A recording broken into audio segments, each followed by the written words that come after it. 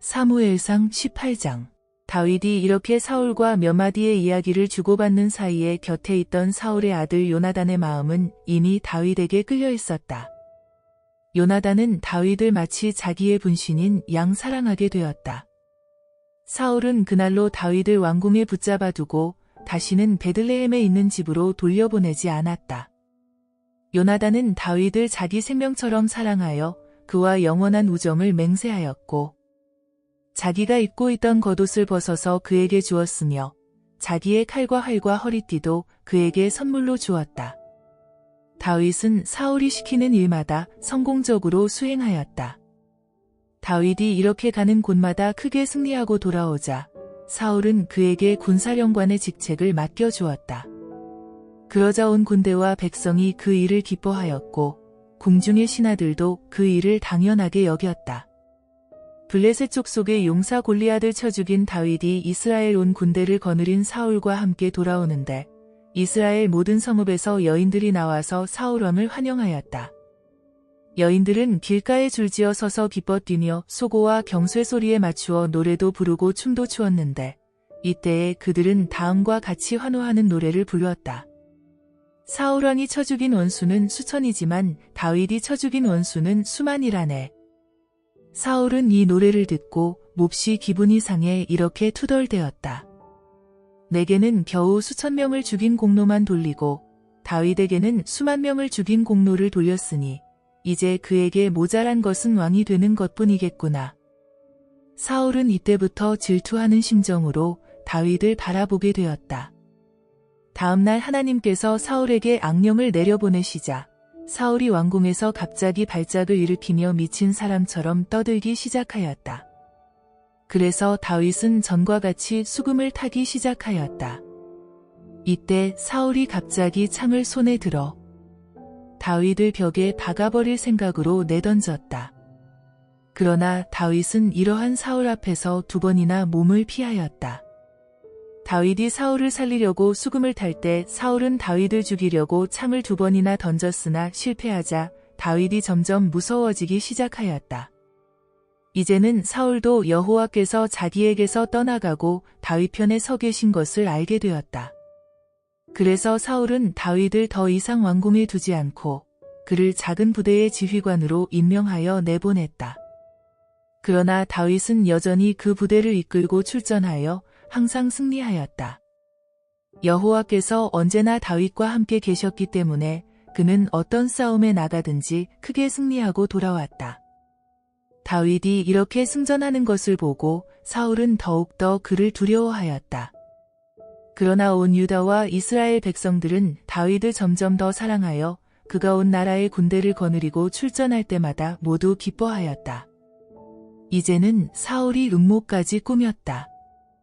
내 손으로 직접 다윗을 죽일 것 없이 블레셋 족속의 손을 빌려서 그를 죽이도록 하자. 이런 속셈으로 사울은 다윗에게 부마가 될 것을 제안하였다. 나는 자네에게 내 맏딸 메랍을 아내로 주겠소. 자네는 그 값으로 나의 훌륭한 용사가 되어 여호와께서 명령하시는 싸움에 나가 용감하게 싸워주시오. 그러나 다윗은 사양하였다.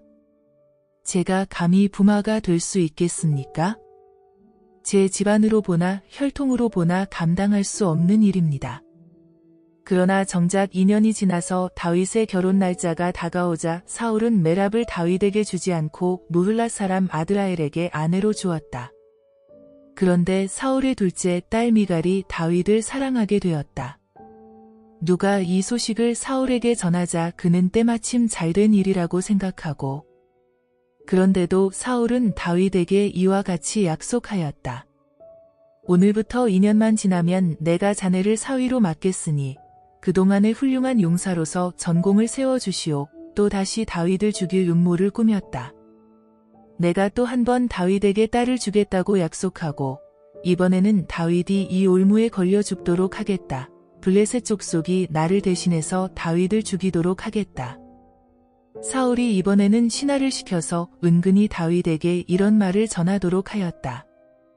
임금님께서 자네를 얼마나 끔찍히 여기고 계시는지 아시오. 뿐만 아니라 우리들도 임금님과 똑같이 자네를 좋아하고 있으니 이제 임금님의 부마가 되시오. 그러나 다윗은 여전히 사양하였다. 부마가 되는 영광은 아무나 얻는 줄 아시오?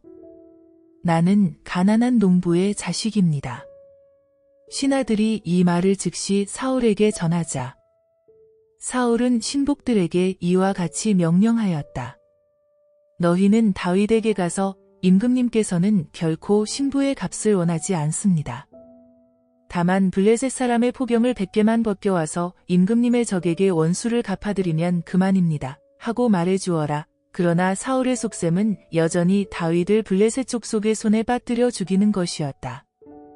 다윗이 이번에는 사울의 제안을 그대로 받아들였다.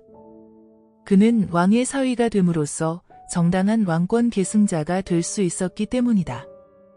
그래서 다윗은 기한도 차기 전에 부하를 거느리고 출전하여 블레셋 사람의 포병을 200개나 벗겨왔다.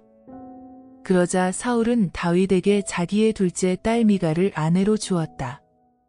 사울은 이제 여호와께서 다윗의 편에 서 계시고 자신의 딸 미갈마저도 진심으로 다윗을 사랑한다는 것을 확실히 알게 되었다. 그래서 사울은 더욱더 다윗을 두려워하였으며 평생 그와 원수가 되었다. 그런데도 블레셋 족속의 왕들은 계속 다섯 도성에서 나와 이스라엘을 공격하였다. 그래서 전쟁이 벌어지면 언제나 다윗이 나아가 모든 장군들보다 더 큰 공을 세우게 되었다. 이로 인해 다윗의 명성은 점점 더 드높아졌다.